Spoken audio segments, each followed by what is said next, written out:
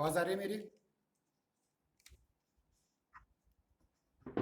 हाँ सर। ठीक है, आरंभ करते हैं। जैसा कि कल की तासिका में हमने साहित्य शास्त्र भाग 2 इस प्रश्न पत्र के पाठ्यक्रम पर चर्चा की थी और यह भाग भाग आपको बताया था कि जो पहला शीर्षक है इस पाठ्यक्रम का वह है अलंकार विचार। और इस अलंकार विचार के अंतर्गत आज हम कुछ चर्चा करने का प्रयास करेंगे। अलंकारों में कल जो बातें बताई थी उनका थोड़ा सा पुनरावर्तन भी होगा और सीधे अलंकार दो चार अलंकार आपके सम्मुख प्रस्तुत करने का हम प्रयास करेंगे। देखिए,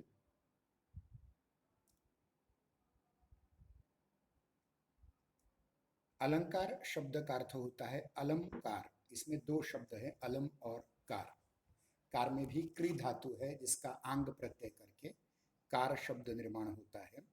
और अलम, अलम का अर्थ होता है बस।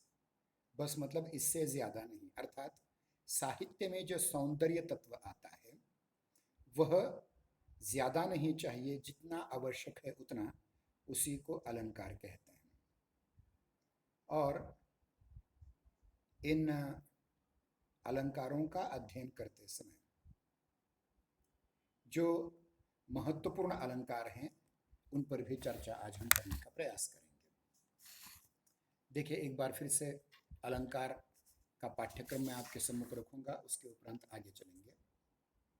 देखिए, पहले अलंकार विचार में पहला उपशीर्षक दिया गया है आपके सामने, वह है अलंकार से तात्पर्य। अलंकार की परिभाषा, अलंकार के भेद, शब्दालंकार, अर्थालंकार और उभयालंकार। और जो अलंकार आपके पाठ्यक्रम में है, शब्दालंकार में अनुप्रास, यमक, श्लेष, उसके उपरांत अर्थालंकारों में वक्रोक्ति, उपमा, रूपक, भ्रांतिमान, उत्प्रेक्षा, अतिशयोक्ति, व्याजस्तुति और संदेह। तो ये है। और उभयालंकार में जो शब्दालंकार हैं यमक और श्लेष, ये उभयालंकार भी हैं, इसलिए इनको अधिक ध्यान देना पड़ेगा। अब हम चलते हैं कि अलंकार क्या होते हैं, अलंकार से तात्पर्य क्या होता है। पहले हम ये देखेंगे कि अलंकार की अवधारणा क्या है। देखिए, संस्कृत साहित्य में या संस्कृत काव्य शास्त्र में, जिसको साहित्य शास्त्र भी कहा जाता है, इनमें से अनेक आचार्यों के नाम आपको पता हुए होंगे, जैसे आचार्य भरत मुनि से लेकर के आचार्य पंडितराज जगन्नाथ तक। इनमें से जिन लोगों ने काव्य के तत्वों की चर्चा की, नया दृष्टिपात किया, तो ऐसे विचारों की उन्होंने पहले क्या किया, उनके पहले जो विचार उपलब्ध थे उन विचारों का संकलन किया, उस पर भाष्य किया, और सबसे महत्वपूर्ण बात, नई पद्धति से उन उन विचारों पर, उपलब्ध विचारों पर चर्चा करके एक एक नया विचार देने की कोशिश की है। और उस दृष्टि से भारतीय संप्रदायों में, खास करके अलंकार संप्रदाय में, मूलतः यानी साहित्य शास्त्र है, भारतीय काव्य शास्त्र में पहले दो संप्रदाय आए। पहला था रस संप्रदाय, जिसका नेतृत्व, या कहेंगे कि जिसका आरंभ आचार्य भरत मुनि ने अपने भरत नाट्य शास्त्र में के 7वां और 8वां अध्याय क्रमशः रस विचार और भाव विचार पर किया था। तो रस जो काव्य की आत्मा बताई गई थी, उसके साथ ही आचार्य भामह जी ने भी अलंकार संप्रदाय की स्थापना की। उनका यह कहना था कि रस केवल नाटक तक सीमित है। आचार्य भामह का यह कहना था कि रस केवल नाटक तक सीमित है, उसकी जगह हमें किसका उपयोग ज्यादा करना चाहिए? उपयोग करना चाहिए वह अलंकार का, क्योंकि अलंकार साहित्य के हर प्रकार में मिलते हैं, रस केवल नाटकों में मिलता है, ऐसा इनका कहना था। अब इस पर जो चर्चा हुई, इसके पहले हमने ये कहा था कि आचार्य भरत मुनि ने अपने पूर्ववर्ती आचार्य, जिनका नाम नंदिकेश्वर है, वहां से रस माना था, परंतु धीरे धीरे रस की जगह अलंकार को भी माना गया। हिंदी के सुप्रसिद्ध लेखक एवं बहुत बड़े आर्य समाज के संस्थापक महर्षि दयानंद सरस्वती ने रस सिद्धांत को नकारा है और उन्होंने अलंकार सिद्धांत को माना है। और उनके कहने के अनुसार वेदों में, वेद जो हमारे भारतीय यानी दुनिया के सबसे प्राचीन ग्रंथ हैं, उनमें भी उन्होंने वाचक लुप्तोपमा अलंकार सबसे ज्यादा प्रयुक्त किया हुआ नजर आता है। इसलिए महर्षि दयानंद सरस्वती जी ने रस सिद्धांत का विरोध करके अलंकार सिद्धांत को स्वीकार किया था। तो ये हम थोड़ा सा डिटेल में आपको समझाने की कोशिश करेंगे कि ये अलंकार सिद्धांत है क्या, ये अलंकार होते क्या हैं, और फिर उसका अलंकार से तात्पर्य, अलंकार की परिभाषा, अलंकारों के भेद, शब्द अलंकार, अर्थ अलंकार, उभय अलंकार, और उसके शब्द अलंकारों के भेद, अर्थ अलंकारों के भेद, उभय अलंकारों के भेद। हम ये देखने का प्रयास करेंगे कि अलंकार संप्रदाय का इतिहास कैसा है। ध्यान दें, संस्कृत काव्य शास्त्र के समय ऐसे भी आचार्य होते रहे हैं जिन्होंने या तो काव्य के तत्वों के विषय में नवीन दृष्टि से विचार किया या उपलब्ध विचारों पर एक नई दृष्टि से दृष्टिपात किया है, एक नई पद्धति से आख्यान या पुनराख्यान किया या पुनर्परिभाषित किया है जो संस्कृत काव्य शास्त्र था। संस्कृत काव्य शास्त्र में विभिन्न विचारधाराएं रही हैं जो संप्रदाय के रूप में स्थापित हुई। उनमें से अलंकार एक संप्रदाय है। ध्यान रखिए, पूरे मिलाकर के 6 संप्रदाय हैं: रस संप्रदाय, अलंकार संप्रदाय, ध्वनि संप्रदाय, रीति संप्रदाय, वक्रोक्ति संप्रदाय और औचित्य संप्रदाय। तो इनमें से अलंकार एक विशिष्ट संप्रदाय है, एक विशिष्ट सिद्धांत है। अब हम अलंकार संप्रदाय के इतिहास पर एक सरसरी नजर दौड़ाने की कोशिश करेंगे। काव्य जगत में अलंकरण की प्रवृत्ति सर्वत्र विद्यमान दिखती है, मतलब जहां जहां काव्य है वहां वहां अलंकार हैं। संभवतः मानव अपने परिवेश को, समस्त वस्तुओं को सुंदर से सुंदरतर, सुंदरतम रूप में देखना चाहता है। ध्यान रखिए, मनुष्य साहित्य में क्यों आया? क्योंकि मनुष्य के पास सौंदर्य दृष्टि थी। और मैंने इससे पूर्व भी ललित कलाओं के विवेचन में बात कही थी कि ललित कलाएं सौंदर्यवान कलाएं होती है, और इन सौंदर्यवान कलाओं में से सबसे ज्यादा सौंदर्यवान कला शिक्षा है या साहित्य कला है, जिसको एक अध्यापक या कवि के माध्यम से हम समझ पढ़ते हैं। और इसमें एक वाक्य शायद मैंने इससे पहले भी बताया था कि प्रत्येक शिक्षक को एक कवि होना चाहिए और प्रत्येक कवि को एक शिक्षक होना चाहिए। और यही बात यहाँ स्पष्ट करने की बात है कि शिक्षक आपको क्या सिखाता है? आपकी सौंदर्य दृष्टि को वो अधिक उल्लेखित करता है, आपकी सौंदर्य दृष्टि को वो अधिक विस्तारित करता है, और कवि का भी काम यही है।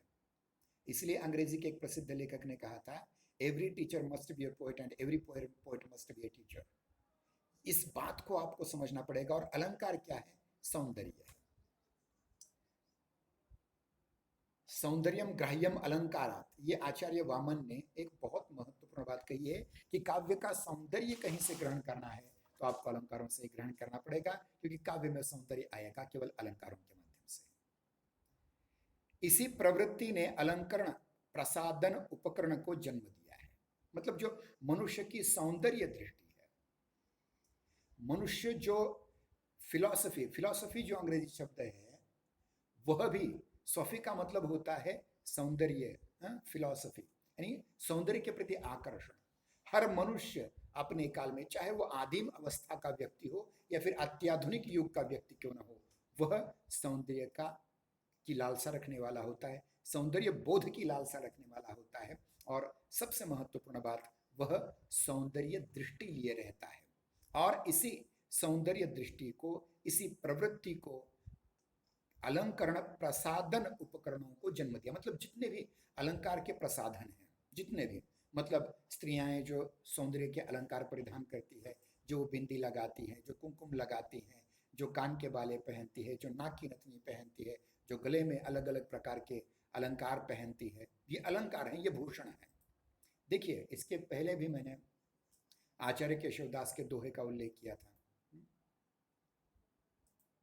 वो उल्लेख इस प्रकार था, यद्यपि सुजाति सुरक्षणी सुवर्ण सुब्रस सुवृत्त भूषण बिनु न राजयी कविता वनिता मित्र। देखिए, कविता बहुत कितनी भी अच्छी क्यों न हो, उसमें अच्छे वृत्त हों, अच्छे छंद हों, अच्छी भाषा का प्रयोग किया गया हो, लेकिन जब तक उसमें अलंकार नहीं आते तब तक वो सौंदर्यवान कविता नहीं हो सकती। ऐसा आचार्य केशवदास ने कहा था। ये बहुत ही महत्वपूर्ण बात आपको समझनी होगी कि आचार्य केशवदास जो हिंदी के अलंकारवादी आचार्य हैं, उन्होंने अलंकारों की अनिवार्यता क्यों स्वीकार की थी। देखिए, साहित्य में भी अलंकारों को साधन के रूप में प्रयुक्त किया जाता है। जैसे महिलाएं अलग अलग प्रकार के भूषण, अलग अलग प्रकार के अलंकार पहनती हैं, मतलब सिर के चूड़ामणि से लेकर के पैरों की पाजेब तक जो सारे अलंकार होते हैं उसकी सौंदर्य की अभिवृद्धि करने में सक्षम होते हैं। उसी प्रकार से भाषा में भी सौंदर्य लाना है, काव्य में भी सौंदर्य लाना है, तो बिना अलंकारों के ये सौंदर्य नहीं आ सकता। जीवन में व्यक्तित्व को निखारने के लिए, संवारने के लिए धात्विक मतलब धातु के अलंकारों का प्रयोग किया जाता है। सोने के अलंकार होते हैं, चांदी के अलंकार होते हैं, अब तो प्लेटिनम के भी अलंकार बन सकते हैं। घड़ियां भी बन रही है, सोने की बन रही हैं, क्योंकि वो भी एक अलंकार बन चुका है। मतलब धातु के बने हुए अलंकारों का हम अपने दैनंदिन जीवन में प्रयोग करते हैं। उसी प्रकार से साहित्य में भाव, घटना, चरित्र आदि को प्रभावी रूप में अंकित करने के लिए अलंकारों का प्रयोग किया जाता है। काव्य सौंदर्य को प्रकट करने के लिए जो मानदंड निर्धारित किए जाते हैं, जो मानदंड युक्त सिद्धांत निर्धारित किए गए हैं, उनमें काव्य की आत्मा पर विशेष चर्चा हुई है। अब किसी ने ध्वनि को काव्य की आत्मा कहा, किसी ने रस को काव्य की आत्मा कहा, किसी ने औचित्य को काव्य की आत्मा कहा, किसी ने वक्रोक्ति को काव्य की आत्मा कहा, किसी ने रीति को काव्य की आत्मा कहा।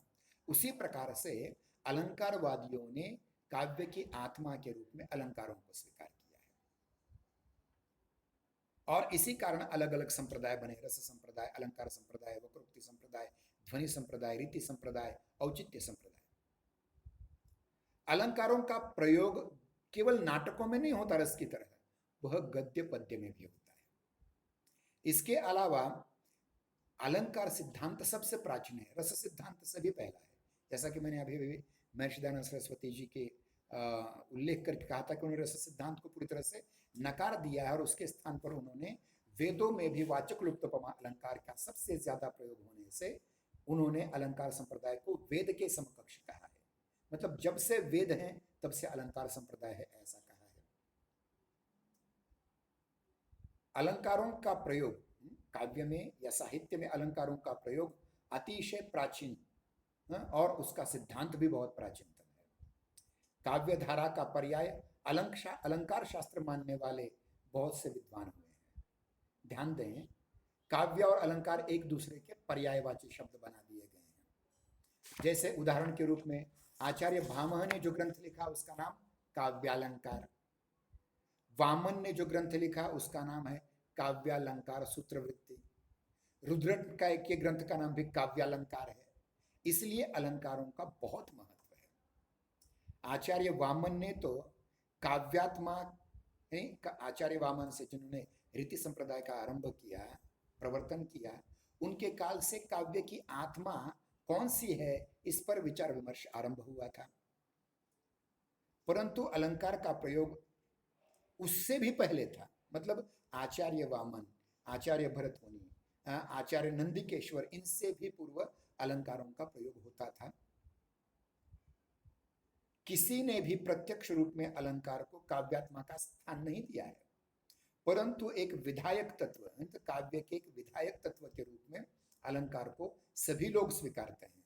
चाहे वह आचार्य भरत मुनि हो, आचार्य भामह हो, आचार्य दंडी हो, आचार्य राजशेखर हो, आचार्य भोजराज हो, आचार्य मम्मट हो, आचार्य पंडितराज जगन्नाथ हो, आचार्य विश्वनाथ हो, आचार्य विद्यानाथ हो, सभी ने काव्य के उपकारक तत्व के रूप में, काव्य के उपकारक तत्व के रूप में हमेशा से किसे स्वीकार किया है? अलंकार को स्वीकार किया है। 11वीं शताब्दी में जितने भी ग्रंथ लिखे गए उनमें अलंकार शब्द जुड़ा हुआ है। वेदों के निरूपण में अलंकार का प्रयोग होता है। मैंने जैसे कि कहा था कि वेदों में सबसे ज्यादा वाचक लुप्तोपमा अलंकार प्रयोग हुआ है। इतना ही नहीं, व्याकरण के आद्याचार्य, सबसे महत्वपूर्ण आचार्य पाणिनि, जिन्होंने अष्टाध्यायी नामक ग्रंथ लिखा, उन्होंने भी अलंकारों का वर्णन किया है, भाषा का सौंदर्य बढ़ाने में, व्याकरण का सौंदर्य बढ़ाने में। अब अलंकार ग्रंथों की अगर ग्रंथ संपदा देखी तो देखिए 11वीं सदी में आचार्य मम्मट ने काव्य प्रकाश नामक ग्रंथ लिखा। 12वीं शताब्दी में आचार्य रुयक ने अलंकार सर्वस्व नामक ग्रंथ लिखा। 13वीं शताब्दी में जयदेव ने चंद्रालोक नाम का अलंकार ग्रंथ लिखा। 13वीं शताब्दी में ही आचार्य विद्याधर ने विद्याधर एकावली ग्रंथ लिखा। आचार्य विश्वनाथ ने 14वीं शताब्दी में साहित्य दर्पण ग्रंथ लिखा। आचार्य केशव मिश्र ने 16वीं शताब्दी में अलंकार शेखर नामक ग्रंथ लिखा। 17वीं शताब्दी में अप्पय दीक्षित नाम के विद्वान ने आचार्य ने कुवलयानंद नाम का अलंकारों का ग्रंथ लिखा। ये हुए। और पंडितराज जगन्नाथ ने रसगंगाधर नाम का ग्रंथ 17वीं शताब्दी में लिखा। ये सब हुए 11वीं शताब्दी से 17वीं शताब्दी तक संस्कृत काव्य शास्त्र में अलंकारों को बहुत महत्व देने वाले लोग। इसके उपरांत हिंदी के आचार्य आते हैं, हिंदी के कवि आ जाते हैं। रीतिकाल के, जो रीतिकाल हमने पढ़ाया था, हिंदी साहित्य का इतिहास प्राचीन एवं आदिकालीन एवं मध्ययुगीन इतिहास में हमने रीतिकाल जो पढ़ाया था, वो रीतिकाल संपूर्ण अलंकार काल ही है।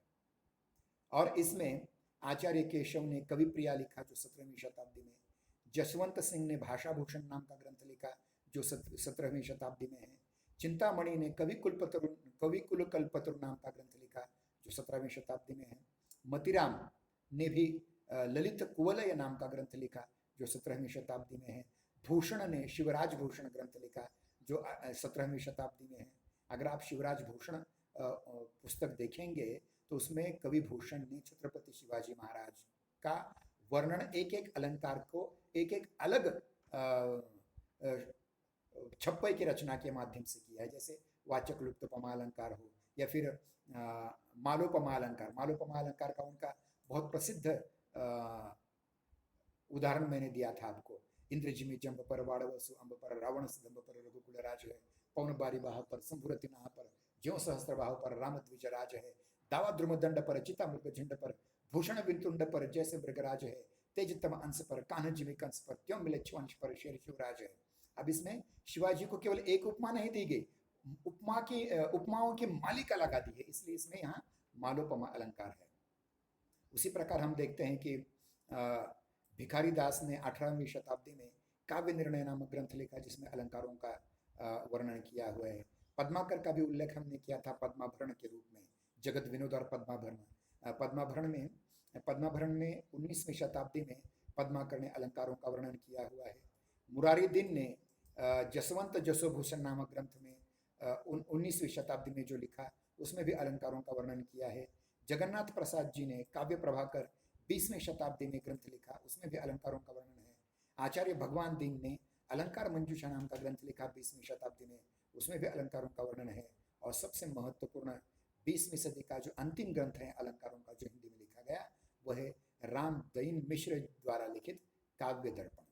ध्यान दें, इस प्रकार से हम देखते हैं कि अलंकारों का वर्णन करने वाले कितने अधिक ग्रंथ हैं। तो अब देखिए कि जो अलंकार संप्रदाय की परंपरा रही है, आचार्य भामह से लेकर के आचार्य मम्मट से लेकर के रामदयीन मिश्र तक, ये इतनी लंबी परंपरा का अलंकार की अवधारणा इन्होंने रखने का प्रयास किया है। इसलिए इन सभी आचार्यों का हमें शुक्रगुजार रहना चाहिए कि उन्होंने अलंकार पर इतनी बड़ी चर्चा हमारे सम्मुख प्रस्तुत की है। अब हम देखेंगे अलंकारों की अवधारणा क्या होती है। अभी एक 5 मिनट लेकर के हम रुक जाएंगे क्योंकि बहुत सारे काम अन्य भी करने हैं। बराबर 25 मिनट होने पर हमारे तासिक आज समाप्त करेंगे। अब हम देखते हैं कि अलंकार से तात्पर्य क्या है, या अलंकार की अवधारणा या अलंकार की संकल्पना क्या है। तात्पर्य, संकल्पना, अवधारणा एक ही अर्थ के शब्द हैं। इसको हम लेकर के अब चर्चा करेंगे। देखिए, अलंकार यह एक संस्कृत शब्द है। इसमें अलम इस उपपद का प्रयोग करते हैं। जैसे अंग्रेजी में ए एंड दी ये उपपद होते हैं, वैसे संस्कृत में अलम इस उपपद का प्रयोग किया जाता है, जिसको हम उपसर्ग भी कह सकते हैं। और ये एक संज्ञा है। अलंकार एक संज्ञा है, मतलब नाम है। और उसमें करण क्री धातु से, डुक्रियां करने इस धातु से, करण के अर्थ में प्रत्यय लगा करके, कार प्रत्यय लगा करके अलंकार शब्द बना है। मतलब अलम यह उपसर्ग है और कार ये धातु है। क्री धातु को आंग प्रत्यय करके कार शब्द निर्माण होता है। काव्य में चरम सौंदर्य का सन्निवेश करने वाला तत्व अलंकार होता है। मतलब काव्य वो अलंकृत होता है, वो काव्य सौंदर्य युक्त होता है जिसमें अलंकार हो। इसी आधार पर कहा जाता है अलंकारोत्यति अलंकार, मतलब अलंकरोति अलंकार है, जो अलंकृत करता है वो अलंकार है। अर्थात जो अलंकृत करता है, सजाता है, संवारता है, सौंदर्य बढ़ाता है, वो अलंकार। अलंक्रियते अनेन इति अलंकार है, इस प्रकार की भी अलंकार की उत्पत्ति होती है। अर्थात जिसके इसके द्वारा अलंकृत किया जाता है, इसलिए इसे अलंकार कहा जाता है। अलंकार का व्युत्पत्ति परक अर्थ यह होता है कि ऐसा तत्व जो किसी वस्तु को परिपूर्ण, पर्याप्त एवं सुयोग्य बनाते, वह अलंकार है। अलंकारवादी आचार्य काव्य में सौंदर्य, रमणीयता, अभिव्यक्ति आदि सभी बातें अलंकार के अंतर्गत ही स्वीकार करते हैं। कौन कौन से? देखिए, काव्य में जो सौंदर्य आता है, काव्य में जो रमणीयता आती है, काव्य में जो अभिव्यक्ति होती है, वो सारी की सारी अभिव्यक्ति किस आधार पर है? अलंकारों के आधार पर है। इसलिए अलंकार अत्यंत महत्वपूर्ण तत्व है काव्य के सौंदर्य के विधायक के रूप में। अब इसमें अलंकार संप्रदाय के सबसे पहले आचार्य हैं भामह।